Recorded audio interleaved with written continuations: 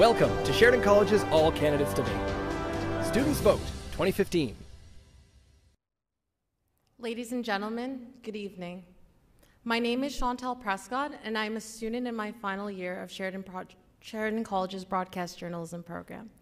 I am so pleased to be opening Sheridan College's first federal All Candidates Debate. We have 3 back-to-back debates. Tonight, we welcome candidates from the riding of Sheridan Colleges as at the heart of Mississauga Centre, Oakville, and candidates from both Brampton South and Brampton West. I would like to welcome our audience of students as well as members from our community. Thank you. And welcome to our online audience and those of you tuning in to our rebroadcasts via Cogeco and Rogers TV. For those of you on social media, we invite you to tweet us and comment at #StudentsVote2015. Our first debate will be from candidates from Mississauga Centre. Joining us is Liberal candidate Omar Alghabra, NDP candidate Farheen Khan, and Green Party candidate Lynn Nguyen. Conservative candidate Julius Tiangson was invited but unable to attend. We have invited each candidate to make an opening statement, after which we will ask 2 questions that students have submitted. We would like to limit each answer to a minute to a minute, in which we will give you the opportunity to rebuttal before we move on to the next question. We will then open it up with your audience for your questions. If you go over 1:30 in your responses, you will hear this bell, which indicates that your time is up. So if you could please begin with each of your opening statement. We'll begin with you, Mr. Omar Alghabra. Could you please start us off? Thank you. Thank you very much. I just want to thank you for inviting me. I want to thank journalism students for putting this on.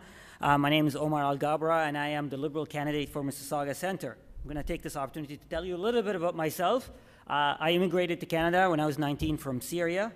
I pursued my mechanical engineering degree at Ryerson University, and then I later obtained an MBA from York University.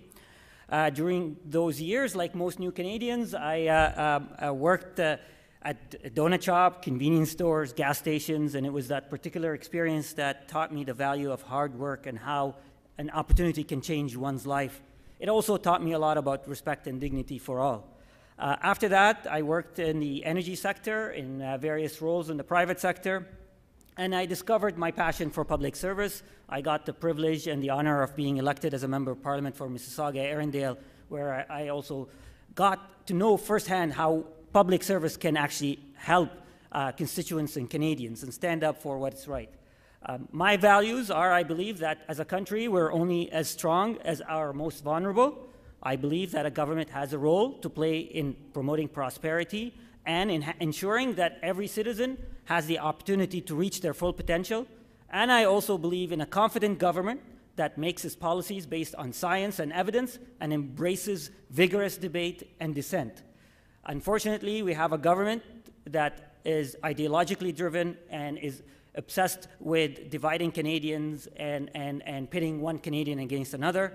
This is the election where we deserve, as Canadians, change. We deserve real change with policies that focused on the best interest of Canadians and promoting economic activities and respect and dignity for all Canadians. And I look forward to our conversations tonight. Thank you for the opportunity.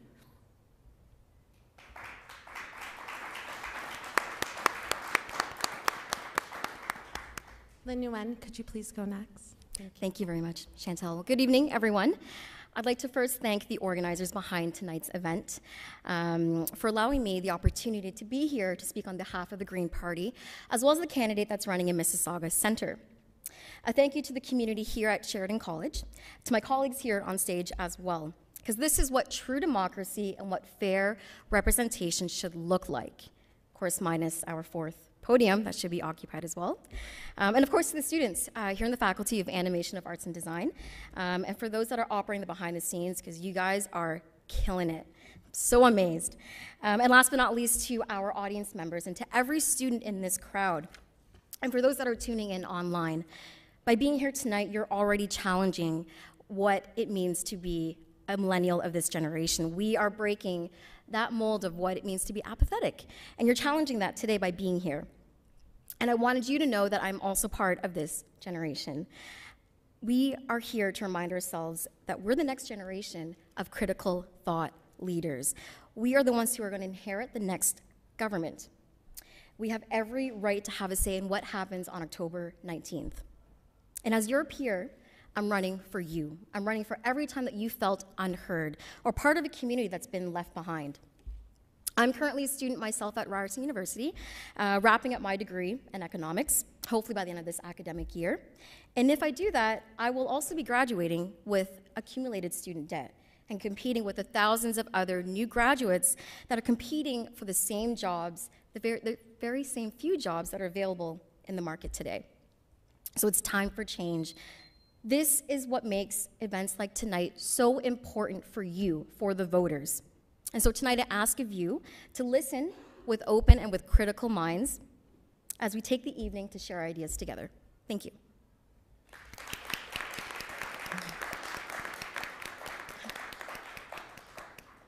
Farheen Khan, it's your turn. Okay, great. Well, I just want to say thank you for the opportunity. Thank you to Sheridan College and to all the students that are here and working hard tonight. It's really important that we have this critical discussion, and I really value being here and having the discussion with you tonight.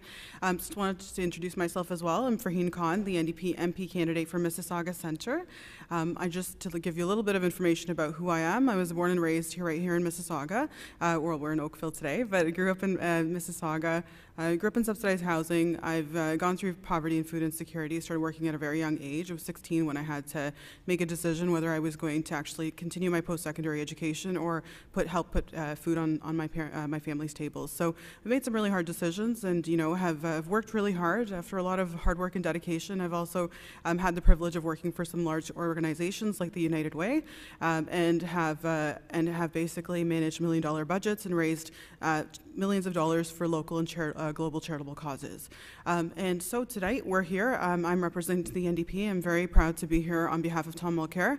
As you know, the NDP in Mississauga, in the last 10 years under the Harper Conservatives, we've seen a decline in basically the living of what we define living in Mississauga, whether that's affordable housing, affordable childcare, whether it's the loss of jobs or the fact that we have precarious or very little jobs in Mississauga, and it's important for us to actually take a position and actually work to make Mississauga the kind of city that we once remembered it to be, and also to bring us back on track. And part of the reason I'm running is because of the divisive politics that the Harper Conservatives are playing these days, and it's really important for us to have the most marginalized voices in Parliament, so we can actually be the voice that we need to represent in Ottawa, so that no government has the audacity to bring out such racist or discriminatory legislation in the future. So on October the 19th, I invite you to support the NDP and help us form the first government so we can create the Canada of our dreams. Thank you.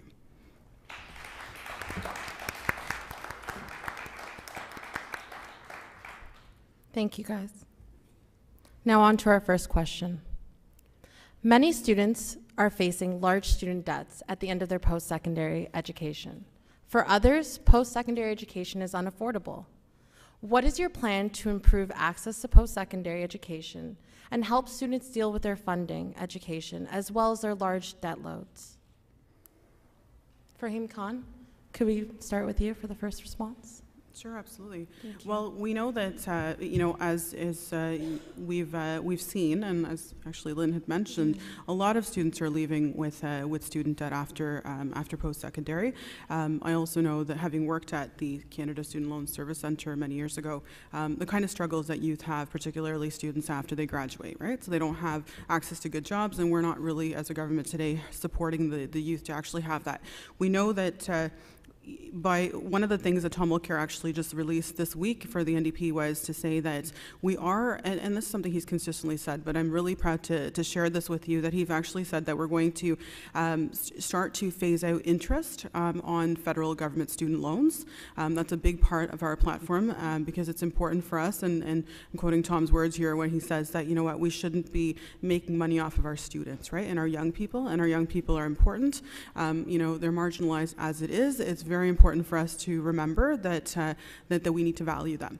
And having been a young person myself, I think it's very important to recognize that. The other thing that we've also talked about is actually talking about creating 74,000 new grants for those who need it the most within the youth population, particularly under the federal government. So that's a new piece as well that we're introducing. Obviously, for us, students are important, so it's also about creating more jobs so that when you actually graduate, you have access to better jobs. So whether we do that through investing in infrastructure, or otherwise. Go ahead, you can finish. Okay, investing in infrastructure, or whether that means kickstarting manufacturing again, or just diversifying the economy in many ways. Thank you. Thank you. Feel free to clap. Lynn Nguyen, could we hear from you? Sure, thank you. you. For those in the audience, if you could raise your hands really quickly, who are your students? Who of you would be students here at Sheridan or with nearby campuses? And for those of you that are tuning in at home, this is about 90% of the crowd. We know for a fact that Canada, we have to start investing back into this generation. And with the Green Party, we do have ambitious plans to ensure that us as new graduates, we are ready to not only find meaningful real jobs after graduation, but that we do that in dignified ways. Our plans to abolish tuition fees by 2020 is, again, something that we do get a lot of criticism for, I'll be the first one to admit. However, these are shared practices. These are shared best practices that we are seeing internationally, whether it's in Germany or whether it's in Austria or it's in Finland. We intend by 2020 to see the abolishment of tuition fees, and we start with those that have demonstrated the most financial stress, as well as those in the Aboriginal communities. Those are the two communities that we intend to start with. With current students like you and I, we want a comprehensive debt forgiveness plan. So for students that are seeing debt over $10,000, that is where we hope to cap that amount. Again, it's time that we remove those income barriers. When us with the Green Party, as we phase in this new plan, we hope to remove the income barriers as well as giving a jump start to our new Canadian economy. Give graduates a break with the debt forgiveness program, as I mentioned, as well as eliminating interest on new student loans. Unemployment for Canadian youth, it is at an all-time high, and this is almost twice the national average, and this is simply unacceptable. Okay. You can pick it up during our response. Thank you, Lynn. Thank you. Sorry about that. Omar, could we hear from you as well? Yeah, sure. Thank you for the question. It's a very important question, and I think we all agree here. We need to find a way to increase accessibility to post-secondary education. The Liberal Party, and in fact, Justin Trudeau has been speaking about this throughout his first leadership competition, and then after he became a leader. In fact, during the leadership, he made a commitment to increasing accessibility up to 70% of Canadians to access post-secondary education. And we will have announcements coming up soon about specifics and how we can do that. But there is a solid commitment to helping students who want to access post-secondary education to make it easier. Plus, we talked about jobs and high unemployment for young people. And our platform actually has been released on that specific issues. We are committing to a renewed youth employment strategy that will include 40,000 jobs a year for young people subsidized by the federal government. In addition, or including 5,000 of them would be green jobs. Plus, we're proposing that we give employers a break for up to a year from paying employment insurance every time they hire a young person up to 24 years old. So an employer, every time they hire a new employee, they're expected to pay employment insurance on behalf of that employee. We're proposing that when they hire a young person, we do not ask the employer to pay for that. So that would be an incentive for any employer to hire young people.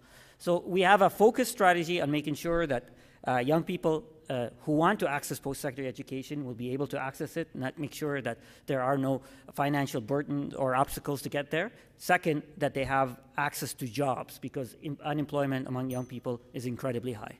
Thank you for the question. Thank you. I'd like you all to have an opportunity now for a rebuttal. We're going to go in the same order. We'll start with you, Farheen. Sure. Go ahead.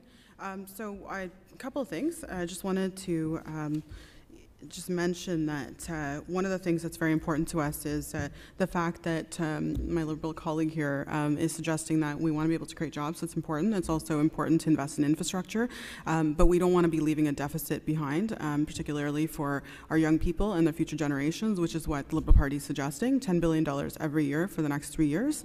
That's problematic, and the reality is that at the end of the day, when you come to the 4th year and you're cutting to find a balanced budget, the question becomes, what are we cutting at that time, right? So that's one important thing to note. The NDP also has 40,000 jobs in a youth development strategy that we're talking about. What we have also committed that we will be having a balanced budget at the end of the next fiscal year, which is very important for us. So everything is very costed. What we take from is where it's coming to, and we know very clearly where that's going. The other thing to note is that the NDP has been a big advocate in making sure that internships are paid for, and that young people and students particularly have the same rights as employees do. And we're including things like even sexual harassment as one of the things that to make sure that students and interns are protected.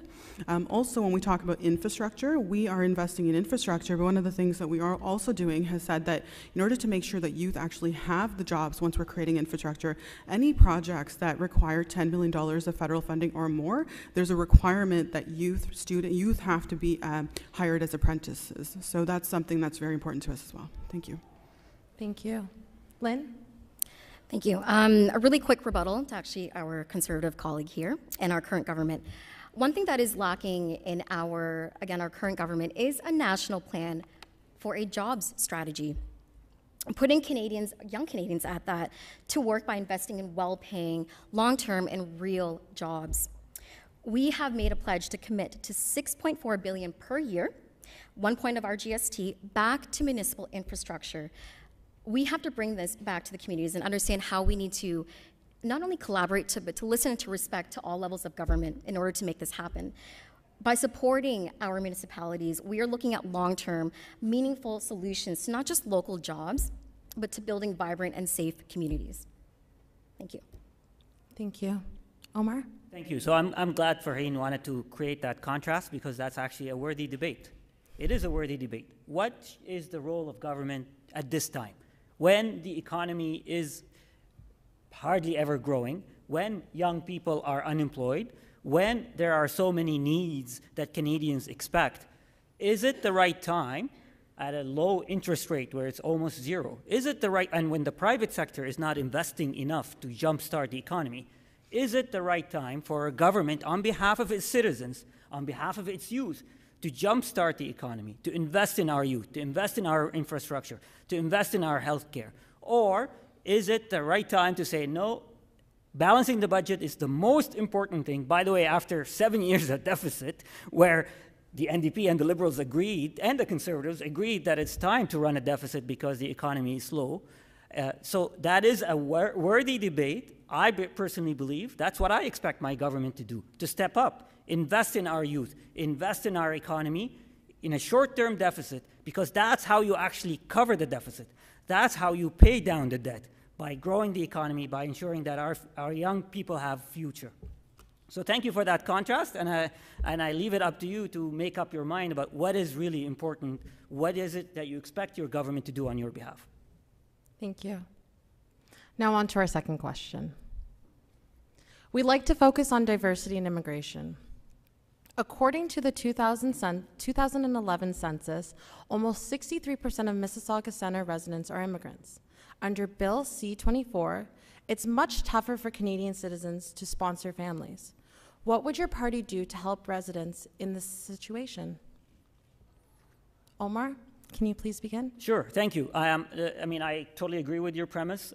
Not only C-24, but family reunification has basically been frozen by this Conservative government. And this is not only a social imperative. I mean, this is how we built our country, but it also has an economic benefit to our society. When we allow families to be reunited, to be together, it creates harmony, it creates ability for both members of the family, the parents, to join the workforce. So we are committing to doubling the family reunification class. We are also proposing to double resources that we place into the Ministry of Immigration to process these applications much faster than they are being processed now. Second, we totally disagree with the Bill C-24 that creates two-tier of citizenship, where it allows a political minister to revoke a citizenship only of a citizen who has a dual citizenship. So what does that mean? It means if you have dual citizenship, whether by choice or birth or whatever reason, maybe not your choice, your citizenship can be revoked, while a person or a Canadian who does not have a dual citizenship, their citizenship cannot be revoked. So by definition, that is a two-tier class of citizenship, and your citizenship, if you're a dual citizen, is worth less, and that is fundamentally unacceptable. I feel fundamentally un-Canadian, and we must revoke that bill and reform that bill and make sure that every Canadian is a Canadian, is a Canadian, is a Canadian. Thank you. Lynn? Thank you. It's a great question, and one that needs dialogue, not just before Election Day, but well after as well. I'm sure a lot of you can understand the same experience that, again, I wouldn't be here today if it wasn't for my parents. If they weren't welcomed during the Vietnamese Boat People movement, I wouldn't be here today, nor would I be here on the stage having this privilege and opportunity to share this platform with two incredible colleagues. We need an overhaul of our Immigration and our Refugee Protection Act. We need a system that will place Canada back to its reputation as a peacekeeping country, one that is compassionate and welcoming to those that are fleeing persecution and violence. First and foremost, and it's a very short answer, we need to repeal Bill C-24.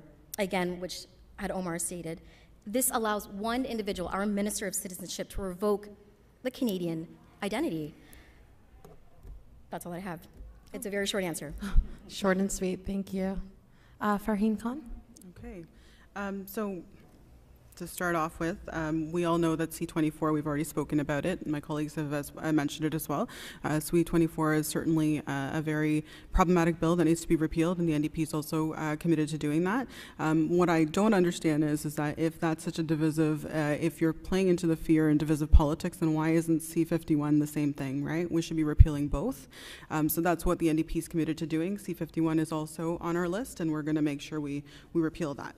The other thing to note is that as far as my Liberal colleague here, one of the things that's concerning is that, you know, while we have, while a lot of promises are being made, we've already seen a retraction in and changes to the numbers that are being promised, right? So, for example, I don't know if you've heard, but for children particularly, so Aboriginal children, there was a promise made for education, 1.6 billion. Now it's gone down to 900 million. So my big question would be, what are we going to have to sacrifice? It's great to make lots of promises, but are we actually able to deliver on those promises? So as far as the NDP goes, we actually are very interested in making sure that we increase the applications for immigration to 1% of the population of Canada. We've also said that we're going to eliminate application and landing fees, which is very important for a lot of families, speed up the family reunification process as well, and also making sure that we simplify the use or the process for visitor visas, and that there should actually be an opportunity to sponsor a non-family member at least once to come to Canada. That's very important as well. So also, I mean, we've always been big advocates of making sure that migrant workers have rights, and that's also an important piece of our platform, and that we would, as I mentioned earlier, and one of the other things that's really important is adoption. International adoption is another big piece for us, so making sure that that process is streamlined and it's actually made easier for families. And finally, we are also, as you know, big advocates of making sure that we have Syrian refugees coming into Canada, particularly at this time, and so we're continuing to work to make sure that that happens. Thank you. Thank you. For rebuttal, Lynn, can we begin with you? Actually, I just wanted to add on a couple other things and what my NDP colleague had mentioned regarding Bill C-51, because it does go hand in hand in ways that we must fight against these two legislative laws. Repealing C-51 is something that our federal leader, Elizabeth May, has fought for since day one, as it does infringe on our political and civil rights as Canadians that are granted to us under the Charter. We already have effective anti-terror laws that do not trample on our rights in the way that C-51 currently does. And again, to echo the Syrian and humanitarian crisis. This is something, again, that is very close to the work that I do outside of the Green Party, but we must continue this dialogue going well beyond Election Day and ensuring that we are doing our part in the international community. Thank you. Thank you. Omar? Thank you. I'm happy to discuss C-51. The topic was immigration, and I'm happy to talk about C-51. It's another worthy debate. The Liberal Party, in fact, is the only party who has outlined in details what changes they will make to C-51. The Liberal Party is the only party that's outlined in detail how oversight mechanism will be implemented. So while there's a room for a debate about how to vote for what bill and what portion of the bill you agree with, you disagree with, and I think that's a healthy debate and it's a welcome debate, but I think it's misleading to tell the audience that the Liberal Party has taken the same position on C-51. In fact, everything is out there and detailed in black and white. The amendments that the Liberal Party has tried to table that the NDP voted against in Parliament, and the explanation and the vast provisions that the Liberal Party will be tabling to amend C-51. So I'm not saying people have no right to disagree with that, but Vic Taves, this was the former Minister of Justice at that time when he tried to implement this privacy bill. When people criticized him, including the Liberal Party, he said, oh, you're either with us or the pornographers. That's an unacceptable logic. That is totally rejected. And I reject the NDP and the Conservatives who are trying to say you are not allowed to have a different opinion. You're either with us or with the terrorists. That's unacceptable. There's room for debate. It's a healthy debate. You can disagree with it, but to say that there's no room for conversation about this is unacceptable. Thank you. Thank you. Farheen, it's your chance to add. Right. Well, I just wanted to remind my Liberal colleague here that, Mr. Trudeau said that he didn't want to make political hay of the issue, right? And that's not acceptable, and that really questions leadership for me. But anyway, coming back to the issue of immigration, we do have, as I said, C-24 is a big piece of our platform, and making sure, actually, one of the other things that's really important, especially for the Conservative colleague who's not here, is that we're actually talking about reforming Immigration Canada. That's a big part of our platform, making sure that we eliminate the arbitrariness of appeals and of requests that are coming in. Right now, like many things, they're very arbitrary, and they can just, similar to C-51, when we talk about being added to the travel list or the no-fly list, it just basically is based on somebody who can make a decision and add you to the list, and there's really no appeal process. So these are the types of concerns that we have, and just making sure that the other piece, though, that's very important for us is also to recognize, and I've experienced this firsthand, is making sure that we actually hold to account immigration consultants, because we also recognize that there is a lot of fraud that's happening, unfortunately, and we want to make sure that we actually make sure that we hold on to, that we hold true to that as well, and so that while we are encouraging immigration, we want to make sure that we live in an inclusive society, and we want to make sure we're open to everyone. That we want to be clear that we're not, that we're looking at the loopholes as well. Thank you. We'd now like to turn to our audience for your questions. Please direct your questions to a specific candidate. This portion of our debate is open, and candidates, you are invited to jump in and respond and debate the question being asked. I would like to ask that you don't speak over each other so your responses can clearly be heard. This question is for Lynn Ewan. With the devastating events happening in Syria and the flood of refugees into Europe, how does your party intend to aid the international refugees? It's a great question, and it certainly does link back to the question that we heard earlier. Canada, we are so rich in our resources, and this goes well beyond what we're looking at in the natural environment, but this is very much about these skills and the value added from our population. As mentioned earlier, specifically to the Syrian refugee, is that we do pledge 40,000 refugees that are fleeing, again, a country that is war-torn over the next 4 years.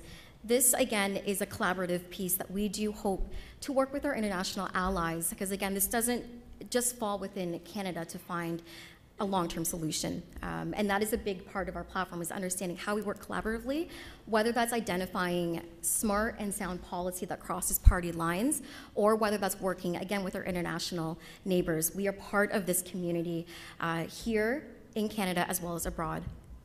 Thank you. Thank you. Thank you. Do we get a chance to add to it? I would love to ask questions, but we're going to hear from our studio Sure. audience first. Hi. Hello. My question is actually for the Liberal Party, Mr. Alghabra. There's been a lot of recent controversy surrounding the use and wearing of the niqab at citizenship ceremonies, and I wanted to know what your party's stance was on that and how you plan on handling that situation. Yeah, thank you for the question. Maybe not everybody knows here about the situation. The Conservative government is trying to ban women from wearing niqab who choose to wear niqab during citizenship ceremony. And the court has so far twice rejected their attempts. The Liberal Party has been very vocal from the beginning. That is, it's a discriminatory decision that goes contrary to our values of Charter of Rights and Freedom. And not only that, it also goes against our values of not telling women how to dress and what to do. So while we think and we believe that every new citizen should identify themselves beforehand to make sure that they are the right individual who they say they are, but it doesn't take much to accommodate their religious belief.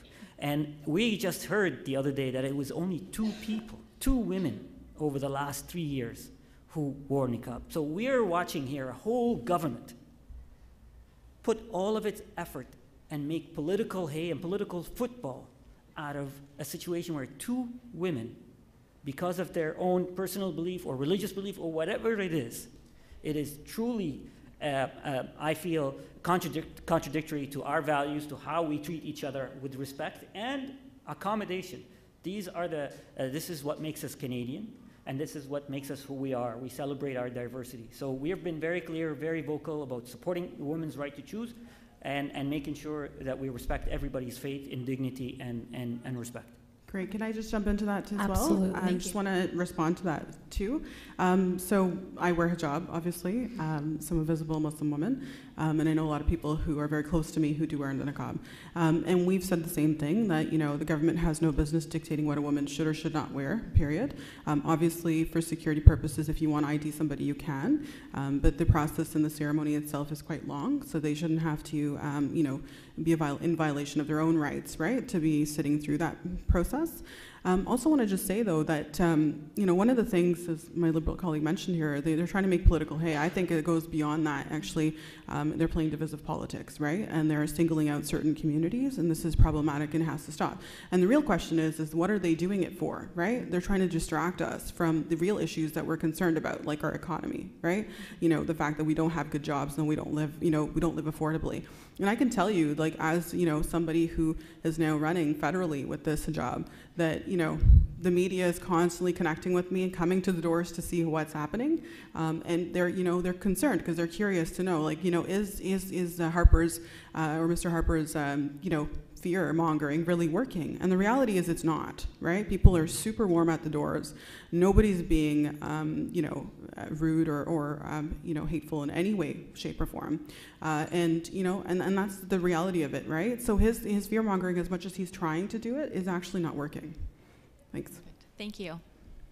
Lynn, was there anything you wanted to add? Yeah, I mean, it's the way that this issue has been politicized, again, with the Harper government. It's starting to create a very hostile and a very emotionally charged environment where it's actually preventing us to working together to prevent this radicalization. So again, I'm going to agree with my colleagues here on stage is that we have to understand where we draw the line, because there is absolutely no laws that should be dictating the way women should and shouldn't be wearing their garments, because that is their choice. Absolutely. Sorry, if I could just say one more thing around the issue of women. Sorry. Open floor.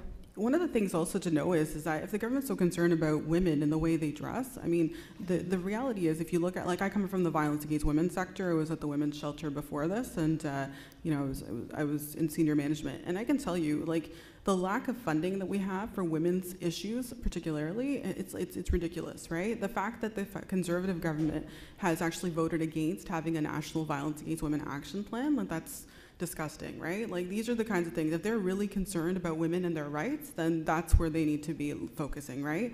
It's actually making sure that women are safe, And having been at the shelter, I actually worked it actually got funding to be able to do, in partnership with Status of Women Canada, to actually have a safety audit done of UTM's campus, right, to make sure that women are actually safe. Those are the kinds of things we want to be investing in, right? Not being concerned about what women wear or they don't wear. Thank you. Thank you. Was there anything you'd like to add, Farheen? No, I think I agree with everything my colleagues have said. Okay. In relation to the first question that was asked by our studio audience, was there anything you guys wanted to add? Sure. Thank you for giving me the opportunity. It was about the Syrian refugee question. There are moments that reveals a lot about a government or an individual, and that is one of those moments. That the tragedy, not only of that little child dead on the shores, but the images of refugees escaping violence and death. That's a moment when I want to see my government show compassion and mercy. And why do I want to see this? Because, if they don't have compassion, will they show compassion to me when I need it? It is a test, it's a moment of truth. And we all know, at least I believe in my heart, the Conservatives have failed miserably, and they showed their callousness and their cold heart. And not only did they show that, they started fear-mongering, saying, oh, we should be scared of these refugees because some of them may bring a threat of terrorism. It's totally unacceptable. It is contradictory, again, to our traditions, to our values, to our welcoming nature, to our generous nature. And this is how we built our country. This is historically how we've done it. Refugees come always from troubled part of the world. And yes, we have to do our due diligence, but we can do more, and the Liberal Party has been asking for more. We could do immediately 25,000 government-sponsored, not just private-sponsored, plus private sponsorship. So I think we could do more. We need to rise to the occasion. We need to reveal who we are, because this is not just about Syrian refugees. It is about who we are. And this is what I would like to see our government rise to the occasion and do. Thank you. Can I just comment on that Absolutely. as well? I appreciate what both my colleagues have said about Syria, absolutely, and it's something that I'm happy that finally the Conservative government has actually said that they would accept refugees. The concern, though, unfortunately, is that they're going to still go through a 9-month process or a year process to finally bring them in because of, again, talking about issues around security and all that, when the need we know is right now, right? So that's a concern. But also I just wanted to make mention that, the other piece is around private sponsored refugees, right? So, we've I come from the not-for-profit sector, looking at places like organizations like Lifeline Syria, for example. They're doing really great work. But the reality is that the government, especially now, they've been pushed to a point where they've said, okay, fine, we're going to sponsor government refugees, right? Up until this point, that wasn't the concern, and they weren't willing to do it. And they kept making an emphasis that it's our responsibility as Canadians to make sure that we support Syrian refugees. And if we have the ability to do it, it's fantastic, great, it's good for you, good for us, right, if we can afford to. But the fact of the matter is that having been to some of these workshops now where I'm listening to information sessions on how to become a private sponsor of a refugee, we're talking about sponsoring somebody for a year, a family, and you're paying $36,000 or more, right? Most average people can't afford that, especially in this economy where we're struggling to have jobs and to make ends meet. It's unreasonable for the government to expect that. So I just wanted to make note of that, that's really important for us to realize. Thank you. Thank you. Is there any more audience members? Come on up. Come on up. Hi, my question's for the NDP. According to your platform, your party intends to spend $2.6 billion over 4 years establishing a universal prescription plan. I'd just like to know how you intend to fund that effort, and would it affect other programs currently offered? Great question, and thank you for asking that. We have a fully costed out program. We have a fully costed out budget, actually, that gives us the information exactly how we're going to pay for all of our programs. So I'll give you an example of that.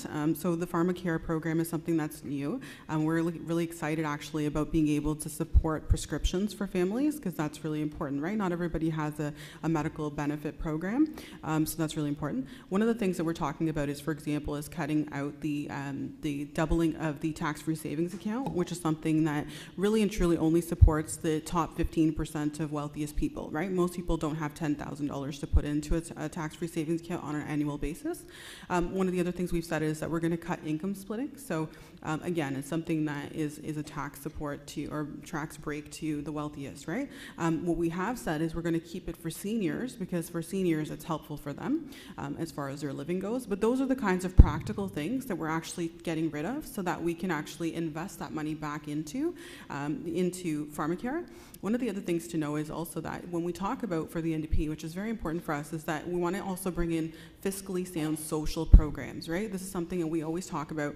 One of the things, for example, is our $15 a day childcare program. So our $15 a day childcare program, the benefit of doing this, and this is why I'm giving this as an example, every time we invest $1 into a program like that, $1.50, for example, in the childcare would come back into the government coffers. And the reason for that is because in Quebec, when we actually modeled this program, when Tom was there in 2006, they actually did the same program and made affordable childcare affordable, and 70,000 moms went back to work, right? When moms are working, they're paying taxes and the money's coming back into the government, right? So these are the kinds of things. And so, you know, that's the same sort of premise that we'll be using for our programs as well. Thank you. Thank you. Any other audience members? Was there anybody else that wanted to respond firstly? Sure, happy to respond. Okay, we're going to pause. So the Liberal Party also has an element, healthcare investment. It's mostly focused on home care. As we transition and reform, what the Conservatives have failed to do is modernize our healthcare system. And if you speak to a lot of the hospitals, they tell you there are situations where the patient can be looked after at home instead of looked after at the hospital. But our system has not been modernized to accommodate that. And the Liberal Party has just proposed a plan to work with the provinces on modernizing our healthcare, including creating a bulk purchasing plan with the provinces as well for pharmacare. But I do want to point out to a point, I mean, the question is how will the NDP pay for it?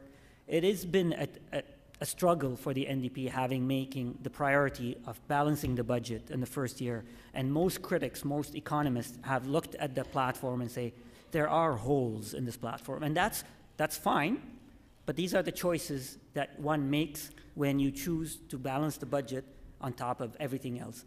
So even the child care program, in fact, the Liberal Party platform has more money in the first year for childcare than the NDP. The NDP's childcare program will not come into fruition until 8 years from now, after the province is signing on and paying at least 40% of the program. So these are important elements. These are good for contrast, good for debate, good for discussion. And I want nothing more than an informed audience to leave here tonight and to make up your mind and perhaps do even more research afterward. But thank you for the opportunity. Thank you. If I could just, Absolutely. just really quickly again, with going back to the National Pharmacare Plan, this is an element that's been part of our platform since day one of our announcement, where we have to start defending our public healthcare system again, and not only modernizing the system, but making it more accessible. Again, it's understanding how we can make it affordable for every Canadian. Expanding this coverage for prescription medication, again, this should also include public dental health care for those that are under the age of 18. We want to, again, reinvest back into the youth. So the pharmacare plan is, again, something that we are absolutely pushing for with the Greens. Okay, great. Can I just respond to that as well? So $36 billion actually is what the Conservatives are cutting out from healthcare. They're looking to privatize healthcare, and a lot of people I speak to at the doors are very concerned about that. So that's also very important. So while pharmacare is absolutely important, that's something we're proud from the NDP to have been the ones who introduced Medicare to Canada, and that's something that we're equally as proud of to bring in pharmacare. Also, just wanted to make a note that at the end of the day, we're talking about balancing a budget now, and so we have a concrete costed out plan. The Liberals are saying that they're going to run a deficit. The problem with that is at the end of the fourth year, they're going to want to run actually a balanced budget. So the question is, when that happened the last time, what were the programs that were cut, right? Healthcare was one of them. So just wanted to make a note of that. Thank you. Thank you. We'd like to end this debate with a brief closing statement from each of you. Omar, can we bring in with you? Thank you.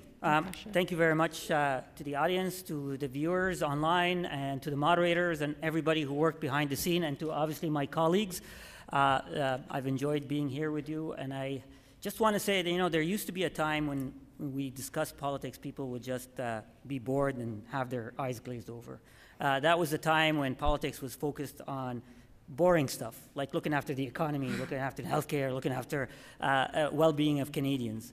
Today, politics has become polarizing. People get worked up when they talk about politics because it's all about attack ads, it's all about pitting Canadian against Canadian, and people are outraged, rightly so. This is the opportunity today. We have an election to send all politicians that this is an unacceptable way of running our government, this is an unacceptable way of conducting politics, and that we want to see change. And my pledge to you and all of my constituents is not to be a robot who goes to Ottawa and recite dead talking points. I will always be a vocal person who will stand up for what I believe is right, who will always be accessible, who will always be willing to engage Canadians and discuss issues that matter, and hopefully we can get rid of the politics of division once and for all and send a message to all parties that it's unacceptable way of running our country. Thank you for being here tonight. Thank you. Lynn, can we hear from you? Sure. Again, another quick thank you to those that have organized tonight's event, as well as my colleagues here on stage. I think you can get a sense that in Mississauga Centre, it's quite civil when 3 of the 4 candidates choose to participate. So again, another thank you to my NDP and my Liberal colleagues. So tonight's discussion, it's absolutely demonstrated the fact that the issues that we're facing today, it is incredibly complex. And I've said this a number of times before, but it needs to see action, and it needs to see continued dialogue well after October 19th. We have to understand how to step away from this campaign rhetoric, from the promises that we hear that are either too grand or simply miss the mark completely, because we can't afford to nickel and dime any longer. It's time to leave our current government, as well as their antiquated, their out-of-touch values, and begin to start to move forward. You, again, my fellow peers, my fellow students, you're certainly the future, but we have to remember that we're also the present. I don't think that's said often enough. We have to remember that the great things that we are capable of doing can be done today. In youth, I've been told this a number of times, but we are a prized demographic, and every politician is going to want you. But what's most frightening to a politician is an informed vote. So do that on October 19th. Thank you. Thank you. Thank you. Farheen? Okay. So after 10 years of the Harper Conservatives, we've seen the damage that's been done, and we need to bring Canada back on track. We've heard today what the NDP is offering, and the fact that we have a fully costed out plan, that we have what it takes to be the next government of Canada. We're a government in waiting. We have the passion, the commitment, and the dedicated team behind us that can actually create better jobs, grow the economy, and make life more affordable by introducing the important but fiscally sound social programs, as I've talked about, childcare, housing, a youth strategy, and all the things that we need to be able to increase, for example, $15 hour minimum wage federally. Those are all things that are very important to us, and as you know, this is our opportunity on October the 19th to really and truly challenge the current government and the status quo. Your voice, your vote is your voice. That's what I'm telling people. And it's time that people stop playing politics with our rights and our freedoms, and it's time for us to actually take a position. So on October the 19th, I invite you to join me and millions of Canadians as we work together to form the next government of Canada and to bring us back on track so that we can build the Canada of our dreams, one that's inclusive and that one that truly reflects the diversity of Canada. Thank you. Thank you. And that wraps up this debate. Thank you, Lynn, Farheen, and Omar, for joining us. Thank you for attending as well. Our debate will next take over with the Oakville riding, and we will hear from those candidates. Thank you so much. Thank you. Thank you.